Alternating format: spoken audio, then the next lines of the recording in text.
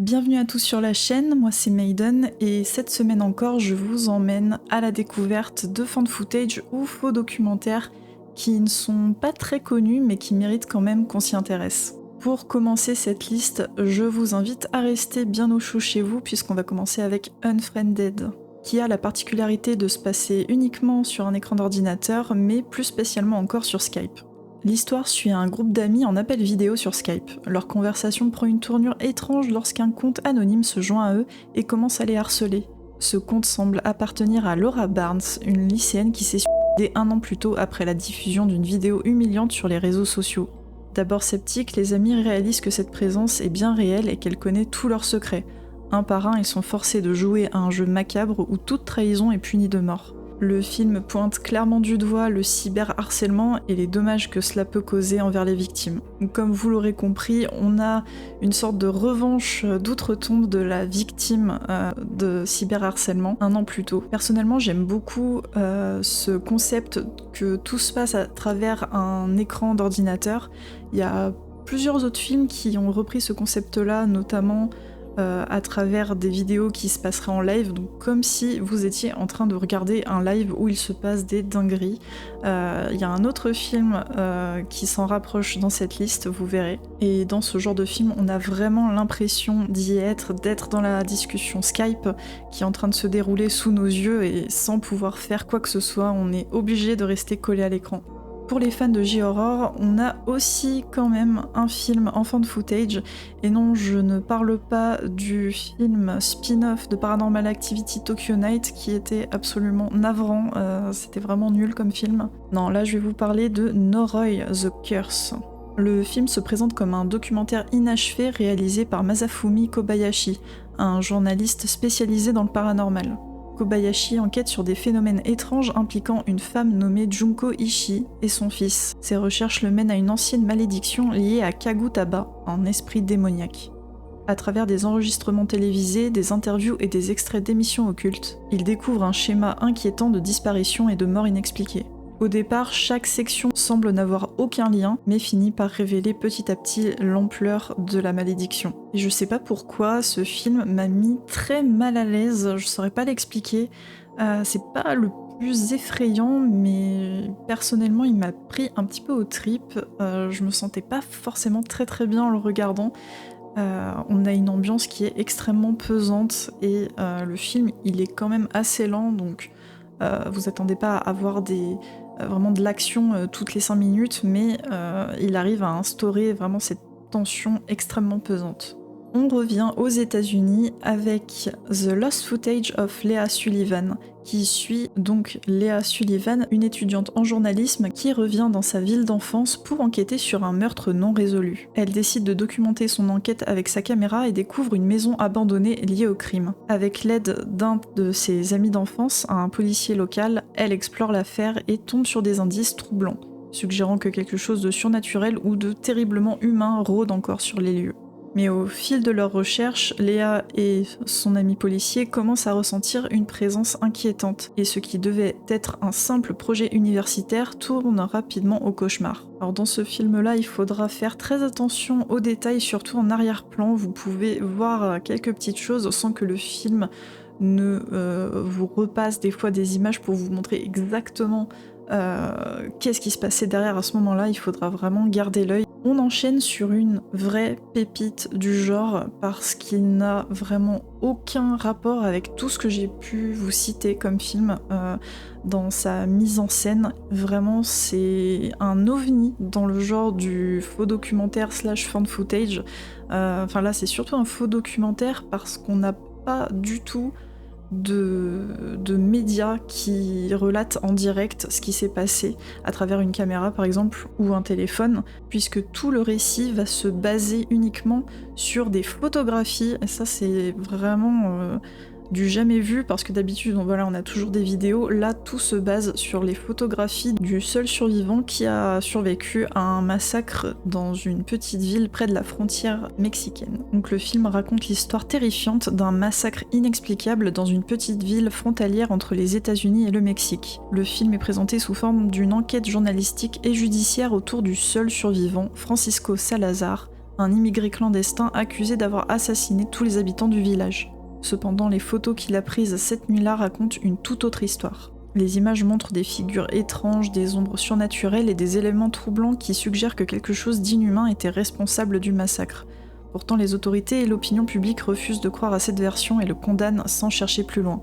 Ce qui est encore plus efficace, justement, c'est de voir des images et de ne pas avoir le début ou la fin de la scène. En gros, on a une photo qui est prise à un instant précis, dans un moment absolument horrible. Donc l'action est figée sur la photo et c'est surtout notre imagination qui va faire le reste, qui va, on va dire, imaginer le scénario et la situation dans laquelle est le personnage qui est pris en photo. Pour le prochain film, on bascule du côté des légendes urbaines avec Butterfly Kisses qui explore la légende urbaine de Peeping Tom, une entité surnaturelle qui apparaît lorsque quelqu'un le fixe sans cligner des yeux pendant trop longtemps. Le film suit un réalisateur indépendant qui découvre une vieille boîte de cassettes contenant l'enquête d'un groupe d'étudiants en cinéma. Ces derniers tentaient de prouver l'existence de Peeping Tom en menant une expérience. Regarder sans cligner des yeux à travers un tunnel pour invoquer la créature. Peu à peu, ils réalisent qu'ils ont réellement réveillé quelque chose d'effrayant. Le réalisateur, obsédé par ces images, tente de prouver leur authenticité, mais sa propre vie commence à sombrer dans la paranoïa et la folie. Je ne vous en dis pas plus, mais vraiment, pour celui-là, allez-y à 100%. La fin a vraiment réussi à me terrifier et à me dégoûter en même temps. Pour les personnes qui ne supportent pas toutes les histoires liées aux paupières, aux yeux, je vous conseille pas forcément ce film, même si on voit pas grand chose. Si c'est trop gênant pour vous ce sujet-là, je vous conseille pas forcément. On continue avec les légendes urbaines, mais qui flirtent avec la réalité cette fois, puisqu'on va parler de Dark Web avec The Den, qui est sorti en 2013. Et là encore, on va suivre presque toute l'action à travers un écran d'ordinateur. Elizabeth Benton, une chercheuse en sociologie, mène une étude sur les interactions humaines en ligne via un site de chat vidéo appelé The Den, qui est similaire en gros à Chatroulette. Tout bascule lorsqu'elle assiste en direct à un meurtre brutal. D'abord persuadée qu'il s'agit d'une mise en scène, elle réalise rapidement qu'elle est devenue la cible d'un réseau criminel sadique. Alors que son ordinateur est piraté et que ses proches disparaissent un par un, Elizabeth comprend que les tueurs utilisent la technologie pour traquer, manipuler et tuer leurs victimes tout en diffusant leurs crimes en ligne. Donc voilà, ça vous donne un petit peu le ton du film. Je pense qu'après le visionnage, ça va vous donner envie de mettre du scotch devant votre webcam, si c'est pas déjà fait. Pour The Sacrament, on revient sur des faits qui sont un peu plus réels, puisque là, c'est très inspiré par le massacre de Johnstone, perpétré par la secte dirigée par le gourou Jim Jones. Le film est réalisé par Ty West, qui a réalisé entre autres la trilogie X, Pearl et Maxine. L'histoire suit deux journalistes d'une équipe de Vice qui accompagnent un photographe parti retrouver sa sœur dans une communauté isolée appelée Eden Parish. Sur place, ils découvrent une sorte d'utopie dirigée par un gourou charismatique, connu sous le nom de Father. Les habitants semblent heureux et vantent les mérites de leur mode de vie, mais une tension sous-jacente se fait rapidement sentir. À mesure que les journalistes creusent, ils réalisent que la communauté est en réalité une secte contrôlée par Father et que personne ne peut partir.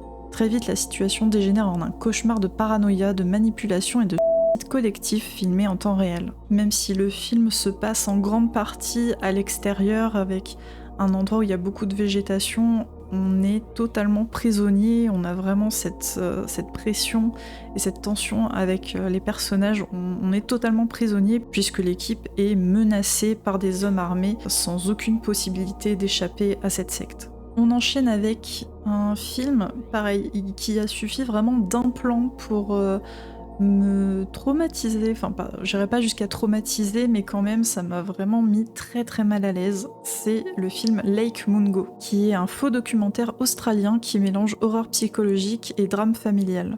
Après la mort mystérieuse d'Alice Palmer, une adolescente retrouvée noyée dans un lac, sa famille commence à être hantée par des phénomènes étranges. Persuadés qu'elle essaye de communiquer avec eux, ils installent des caméras dans leur maison, ce qui révèle des images troublantes. Au fil de l'enquête, des secrets profondément enfouis émergent. Alice menait une double vie et cachait quelque chose d'encore plus terrifiant que son propre fantôme. Un enregistrement clé filmé à Lake Mungo dévoile enfin la vérité sur ce qui lui est réellement arrivé.